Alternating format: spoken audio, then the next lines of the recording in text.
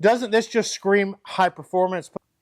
You know what they say, every 10-minute job turns into 3 days by one bolt. Let's get into it.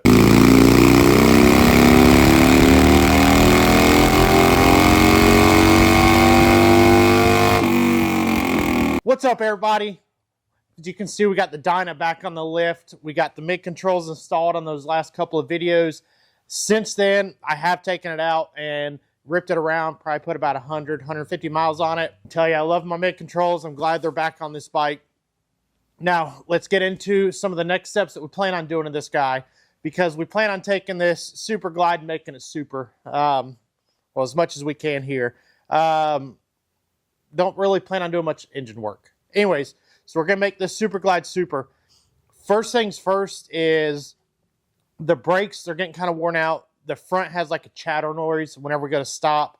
I've got brake rotors on the way. Hopefully by the time this video drops, the brake rotors will be here. Excuse me, I know the back is supposed to be delivered today. The front's hopefully Monday, so we'll see how that goes. But my plans is I want to go ahead and I want to strip off the front and rear tires on this thing. I might start with the back just because the back's supposed to be here today.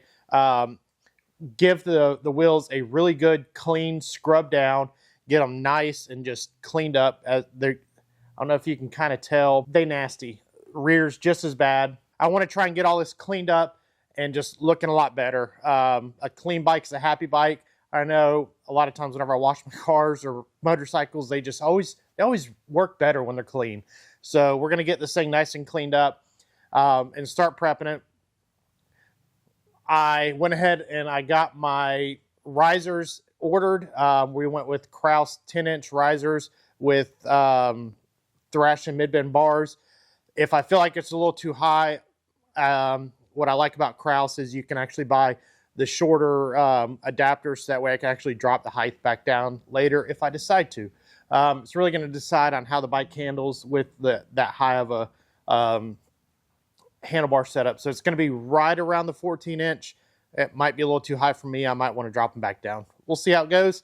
But yeah, so let's get into it. I do have a box of parts of stuff that I want to start getting onto this thing, like new shifter lever, peg, intake cover. And that's really about it that we're going to get into today. Is we're just going to start getting this bike ready for cleaning and getting some of this more simple stuff put on.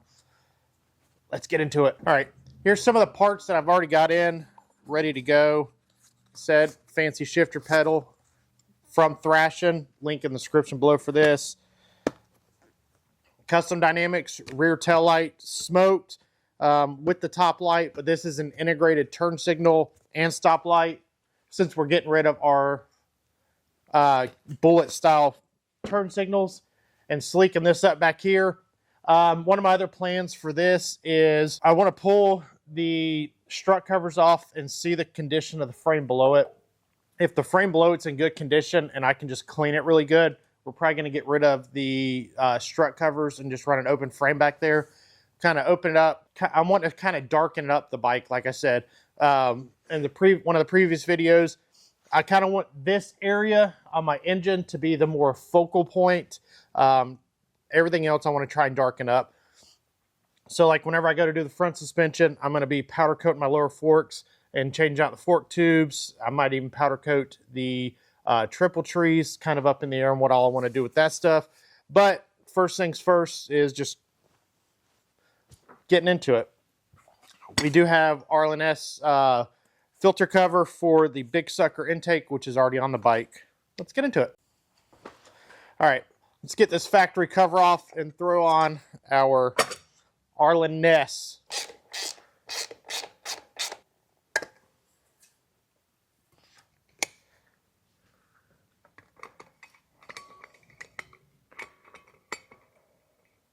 Now, as per the instructions, this has a torque value. Every fastener ever has a torque value.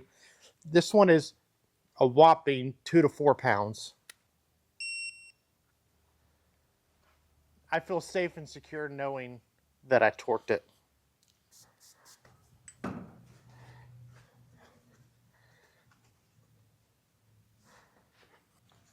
And just like that, we have us a cleaner cover on. Doesn't this just scream high performance putting that filter cover on?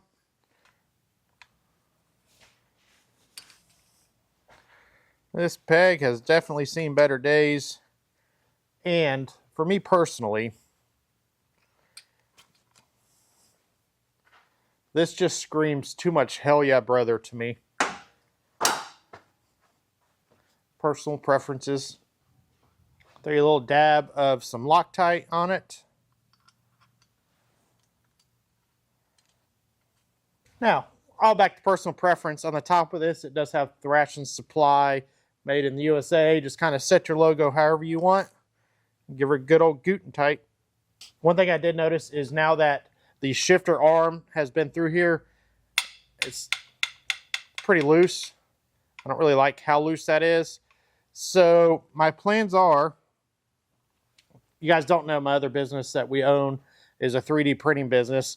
So I might pop this guy off and 3D print me like a rubber cap that goes in here as like a spacer. Just that way it'll tighten this up just a little bit so it's not as movable. I'm going to say right at 13 millimeters. The battery's dead in this thing.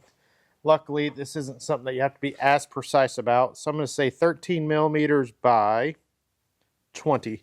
So 13 on the inside, 20. 13, 20. And then let's see how thick I want it. I am going to say 6. So 13, 20, 6. Let's go design that real quick.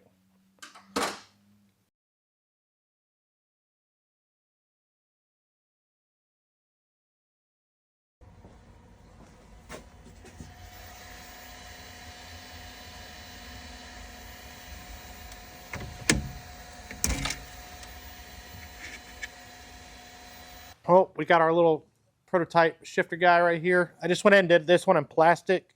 Let's see how it runs, and then I'll probably be switching it to rubber.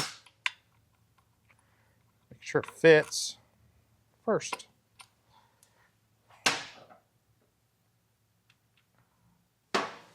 Like a glove.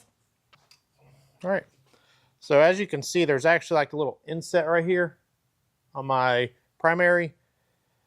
I stepped this up to 21 millimeters instead of the 20, which I had mentioned earlier. Fits perfectly inside of there. All right, so this is kind of what I like about 3D printing and prototyping and all that sort of stuff. Is my initial one I made was 6 millimeters thick, and I still got a decent amount of play in here that I want to take care of, which, I mean, this is kind of common on a lot of the Dynas and stuff where all their pass-throughs is you're going to have play. But if I could tighten this up some to where my play is maybe less than a millimeter. Right now, it's measuring at like 11 on the far out, 6 on the far end. So we still have 5 millimeters to play with here. So I'm going to make this guy just a little bit thicker and try it out again. All right, while we wait on this spacer to print, while I was redesigning it again, FedEx delivered. Let's see what all we got. So if you guys didn't know, we are a distributor, a drag specialties dealer. We also have accounts with Kraus, TC Bros, and I feel like somebody else. So more or less, we can get just about any part that you want. Oh, and hard drive. Top-end gasket set for that sweet pink 50cc over there. It's been having running issues. I finally tracked down that it's got a pop head gasket. All right, this is a turn signal stabilizer for this guy because we are switching the bucket turn signals on the handlebars and these to LEDs. On older bikes, they don't have the BCM in there to control it, so you got to get a load stabilizer. That's what this guy is from Custom Dynamics. These are the front turn signals we're putting on. You can see quite a bit smaller, and they're going to get rid of the buckets and then bolt straight up. A lot more low profile, should be brighter, better looking. Some R&S brake rotor bolts, doing some gold for a little pling plow for the fronts and the rears. We've got the GP brakes rear rotor ready to go on, and some EBC centered brakes front and rear. All right, so we got the bracket, or not the bracket, the bushing fully done up. I think it's set to a good size. It's got maybe about a 0.5 millimeter of play in there. That's just so it doesn't just rub against it on the back end. It gives it just that little bit of play. But everything is a lot tighter now. 3D printing, baby. Now we're back here. Like I said, I want to get rid of these turn signals. We're putting in a new taillight to add in turn signals. It's also going to be kind of a little bit more lay down, flatter. It's not quite as big as this big bulky stock one. And getting rid of these. At the same time, whenever I get rid of these, like I said, I want to pull the strut covers off. I want to look at the condition of the frame underneath it. I don't think it's rusty, but like I've got my 07 Dyna, which actually just recently sold, the one that was, it's stripped down to the bare frame. I just sold that to a buddy, and him and I are going to be building on this channel here soon. But whenever I pulled the strut covers off of that, it just had some nicks in the powder coat. It didn't look all that great. So if that's the case, I might just powder coat these black. But if not, I would honestly prefer to just take these guys off and just have the open strut on the back. So let's kind of get into that. Now that we got the rear end jacked up, I want to pull this tire off. So that way it's just easier to get in here and work with the harness. But then also we're putting the new brake rotor on, and I really want to scrub these wheels. So the only way to get to it is to do it. Change sweatshirts.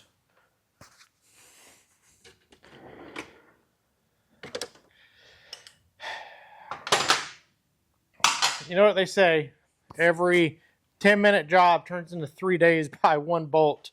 I don't know the last time this was taken off, but the nut on the back side is extremely tight, and it just stripped this side out. Yay!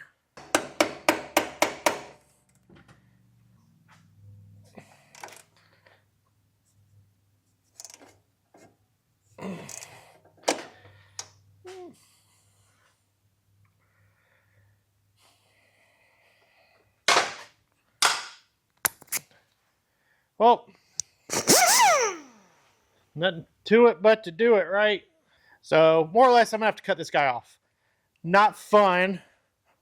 Not what I wanted to spend my time doing today, but we're gonna go ahead and cut this guy off so that way I can get it out, and we'll just replace the bolt.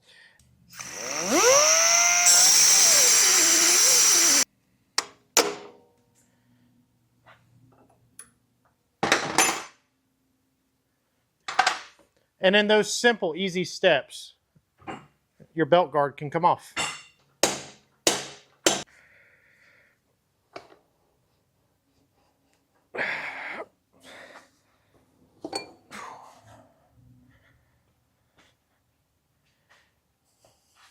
And just like that, you have an axle. And just like that, we don't have a rear tire anymore.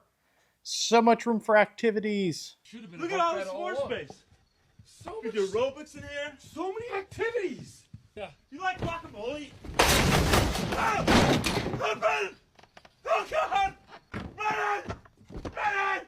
All right, first things first, let's get this tail light off so that way I can get the harnesses undone for these turn signals. All right, one thing I do plan on doing to this, so on this Custom Dynamics light, they have it set up to where you can plug back in the factory lights. I'm not going to do that. I don't really want all these extra connectors in there. So what I'm going to do off camera here in just a second, and then I'll show you the aftermath of it, is I'm going to cut these. So let me go do that right quick. All right, now that I got the tail light kind of where I want it, here you go.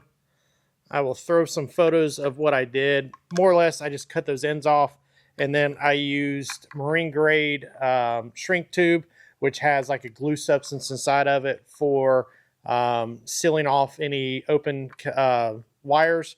So I used that, sealed them off inside of here, and then I taped around them just to kind of hold it all into one little neat unit. Now that I got the gasket put on it, it's time to go back on with this guy. Just like that, we got a new rear taillight assembly. You can see compared to stock, the size difference on it.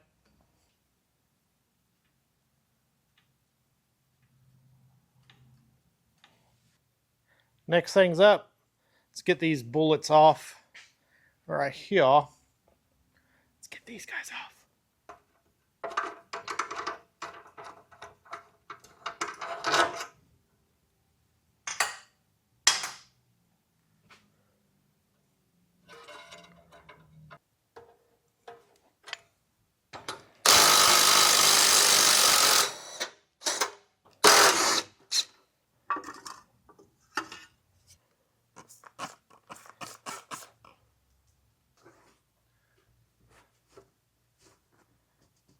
I'll be honest with you, this side don't look bad.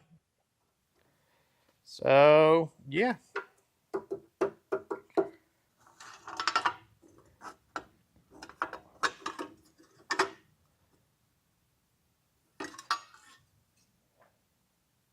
And I definitely prefer that.